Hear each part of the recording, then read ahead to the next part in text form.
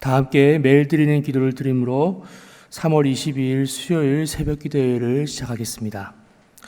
하나님 아버지, 세상 모든 곳에 평화를 주시옵소서. 각 나라의 위정자들이 하나님을 경외하는 마음으로 맡겨진 권한을 사용하게 하시고 고통과 절망에 빠진 사람들을 자유하게 하옵소서. 대한민국이 나라 안팎으로 안정되게 하시고 분단된 한반도에 복음 통일을 이루어 주시옵소서. 교회와 가정에서 믿음의 대가 잘 이어지게 하시고 성령님의 인도하심에 따라서 저희 교회의 신앙 지도 원칙인 경건한 복음주의 신앙의 육성, 성서적 생활윤리의 훈련, 교회연합 정신의 구현, 세상에서 하나님 공의의 실현에 힘쓰게 하옵소서. 모든 교육자들이 성령님으로 충만하게 하시고 모든 성도들이 하나가 되어 하나님의 말씀을 따라 행진하여 가게 하옵소서. 예수님의 이름으로 기도드립니다. 아멘. 다 함께 찬송가 304장 함께 찬양하시겠습니다.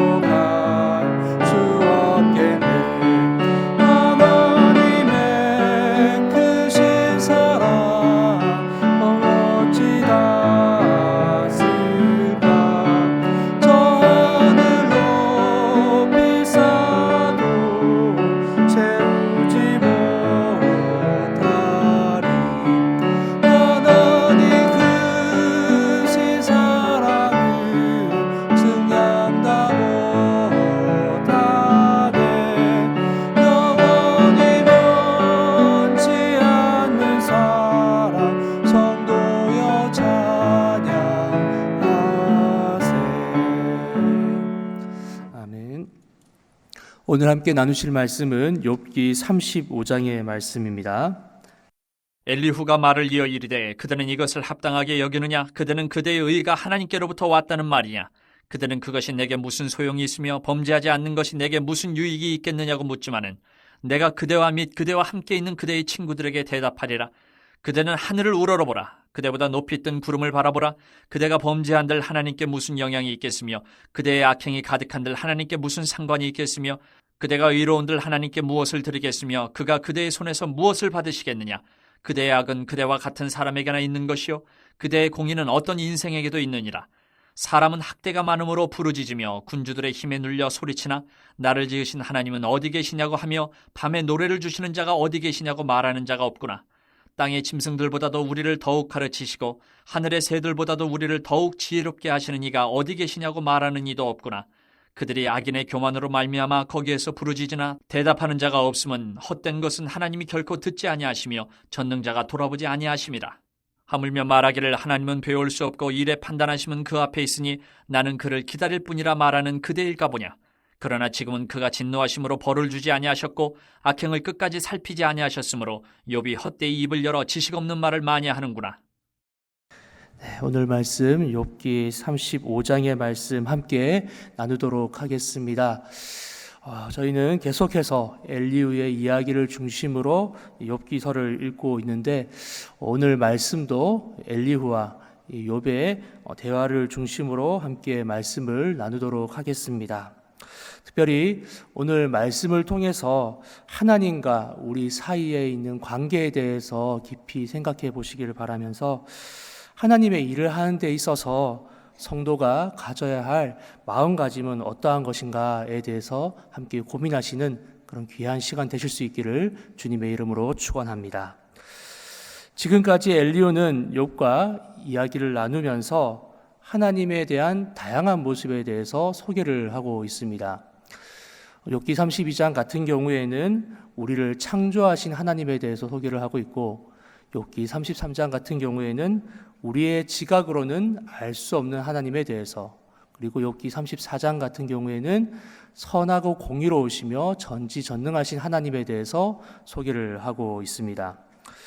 오늘 말씀에 나오는 하나님은 앞에서의 접근과는 약간 결을 달리하면서 하늘에 계신 하나님에 대해서 소개를 하고 있는데요. 다 함께 본문 5절에서 8절 말씀 함께 읽도록 하겠습니다. 시작. 그대는 하늘을 우러러보라. 그대보다 높이 뜬 구름을 바라보라. 그대가 범죄한들 하나님께 무슨 영향이 있겠으며 그대의 악행이 가득한들 하나님께 무슨 상관이 있겠으며 그대가 의로운들 하나님께 무엇을 드리겠으며 그가 그대의 손에서 무엇을 받으시겠느냐. 그대의 악은 그대와 같은 사람에게나 있는 것이요 그대의 공의는 어떤 인생에게도 있느니라. 아멘. 엘리후는 하늘에 계신 하나님을 소개하면서 사람들 사이에서 일어나는 죄악과 또 의로움이 하나님께 무슨 상관이 있겠느냐라고 운을 떼고 있습니다. 우리의 의로움이 하나님께 어떠한 유익이 되며 하나님께서 사람들에게 무언가 받기를 원하시긴 하겠느냐라는 말씀입니다. 사실 이것이 우리의 현실이기도 합니다. 하나님께서는 마태복음 3장 9절의 말씀처럼 필요하다면 굴러다니는 돌들로도 아브라함의 자손으로 세울 수 있다 말씀하셨습니다. 그리고 누가복음 19장 40절의 말씀처럼 사람들이 침묵하게 된다면 돌들이라도 소리를 질러 하나님을 찬양케 할 것이다. 우리는 하나님의 입장에서는 사실 아무것도 아닌 존재다라고 성경은 이야기합니다. 이렇게 부족한 우리가 하나님과 말씀과 기도로 소통을 할 수 있는 것은 순전히 하나님께서 부족한 인간에게 관심과 사랑을 가져주시고 자신의 자세를 낮추어 주시기 때문에 가능한 일입니다.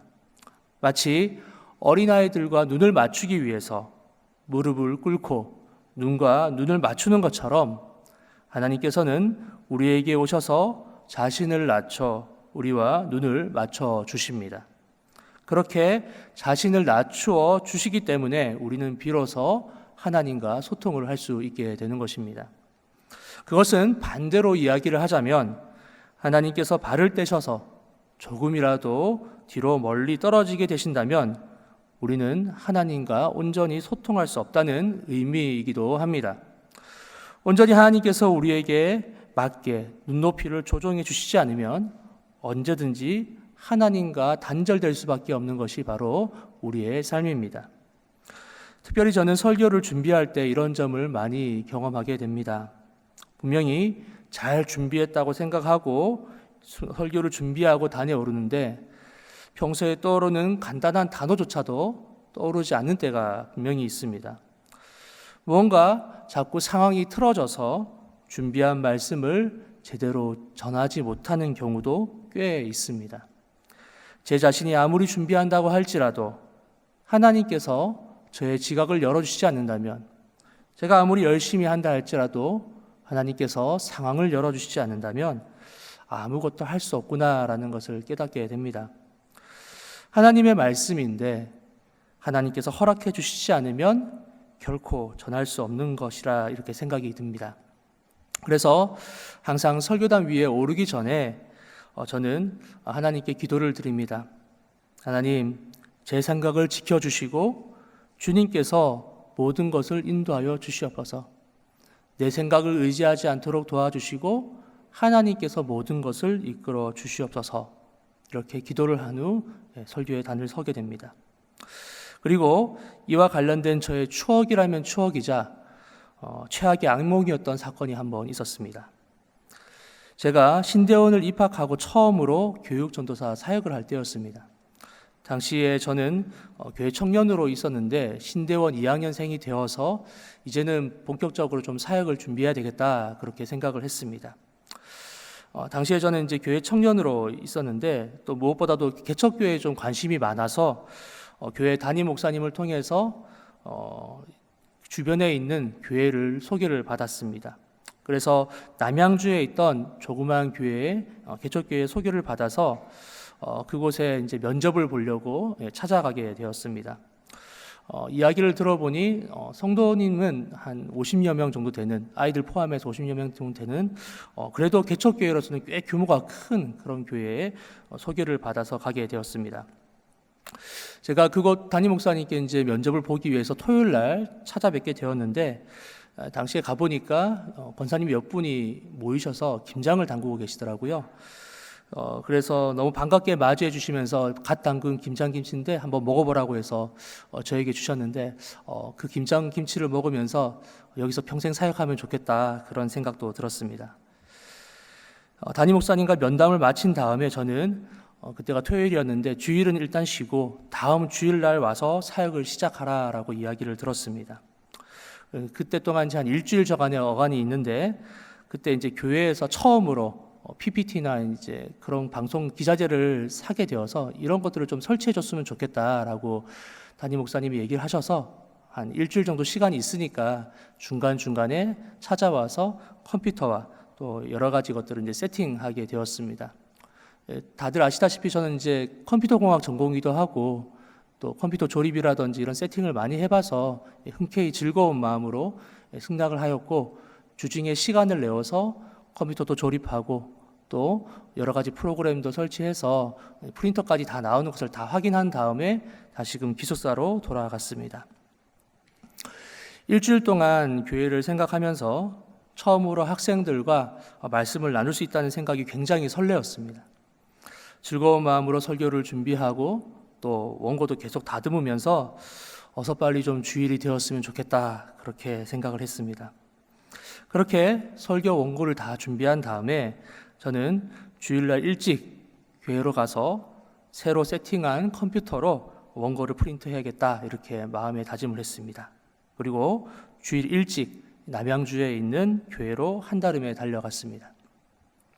너무 긴장되기도 하고 또 빨리 교회로 가고 싶은 마음에 예배 시간 2시간 전에 교회로 갔습니다. 교회를 가보니 아무도 없더군요. 도착한 저는 조용히 기도하면서 떨리는 마음을 진정시켰습니다.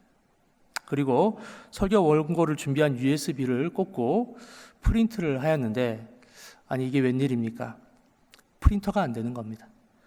분명히 프로그램도 다 설치하고 제가 분명히 주중에 프린터가 되는 것까지 다 확인을 했는데 프린터가 안 되는 겁니다. 그때부터 저는 시간과의 싸움을 하기 시작했습니다. 너무 긴장이 된 나머지 땀은 비 오듯이 쏟기 시작했고 새로 사입은 양복과 셔츠는 다 젖었습니다.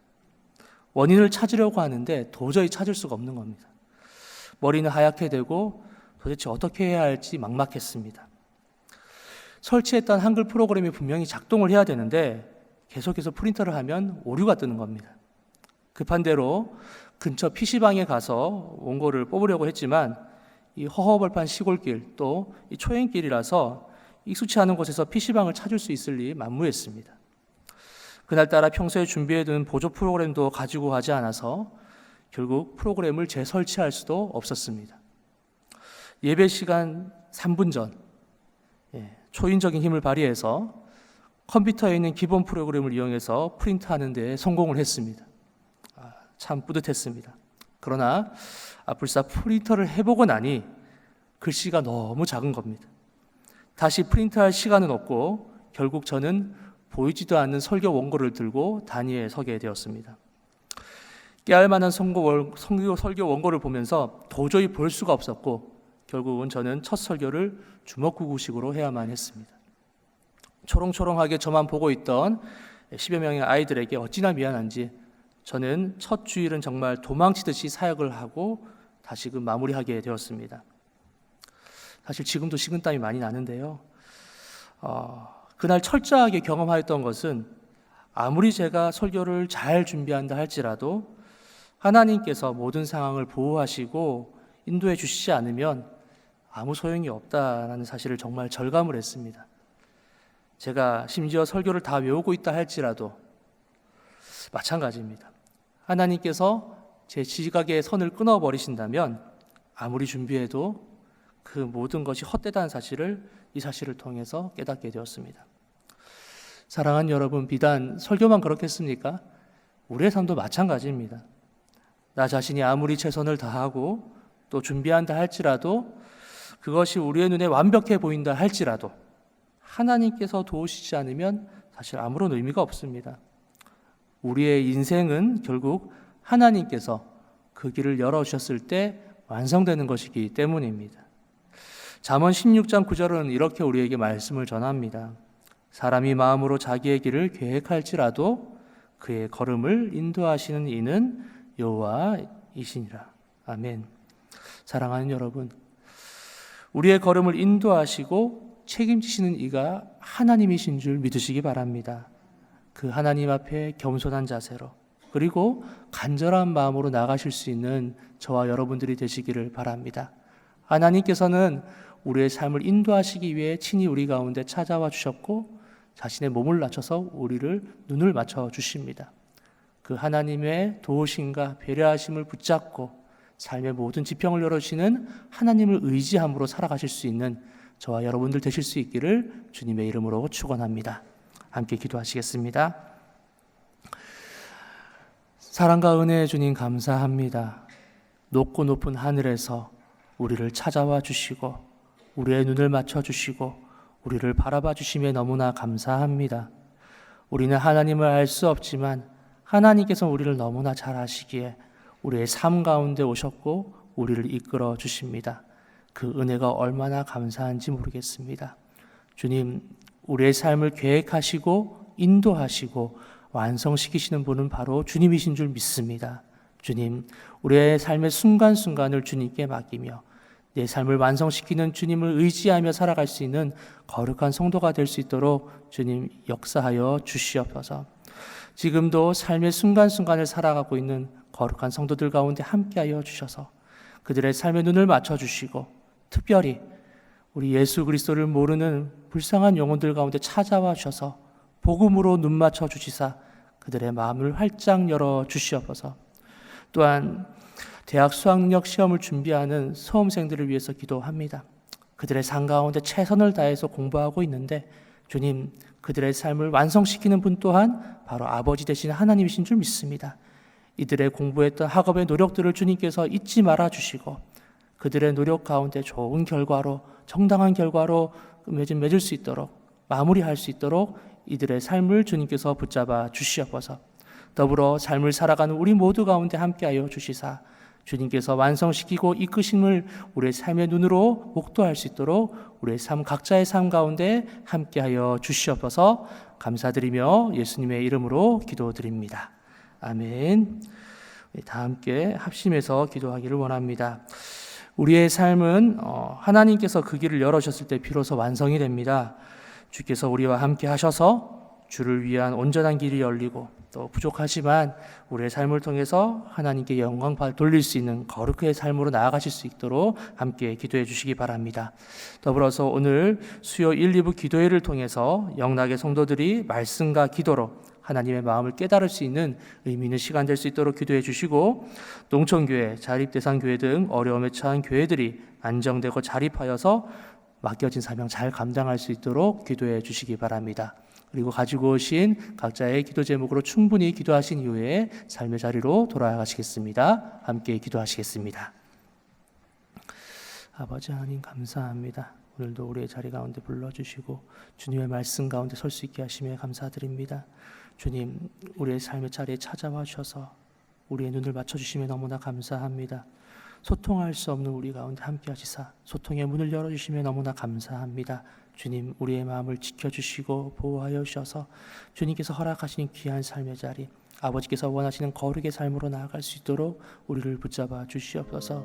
주님과 함께 기뻐함으로 삶의 모든 지평이 열리게 되어 주시고, 주님, 내가 볼 수 없는 많은 것들을 하나님과 함께 열어나가며 볼 수 있도록 주님 역사하여 주시옵소서. 아버지 하나님, 미완성인 우리의 삶 가운데 찾아와 주시고 완성시켜 주시옵소서. 거룩의 삶으로, 경건의 삶으로, 무엇보다 하나님께서 기뻐하시는 삶으로 우리의 삶을 완성시켜 주시옵소서. 그리하여서 우리 마음 가운데도 기쁨이 있게 하여 주시고, 무엇보다도 우리를 바라보고 계시는 하나님께 기쁨이 될 수 있도록 우리를 이끌어 주시옵소서. 아버지, 오늘의 삶 가운데 또 특별히 수요 예배가 있습니다. 1, 2부 기도회 가운데 주님 함께 하여 주시고, 그 모든 예배가 아버지 하나님께 기쁨의 상, 또 향기로운 제물로 드려질 수 있도록 도와주시옵소서. 우리의 삶의 모든 지각을 열어주시사 하나님과 동행할 수 있도록 도와주시고, 우리의 삶을 통하여서 하나님께서 우리의 모든 것을 완성해 나가심을 경험할 수 있는 은혜로운 성도의 삶 살 수 있도록 주여 이끌어 주시옵소서. 주님 감사합니다.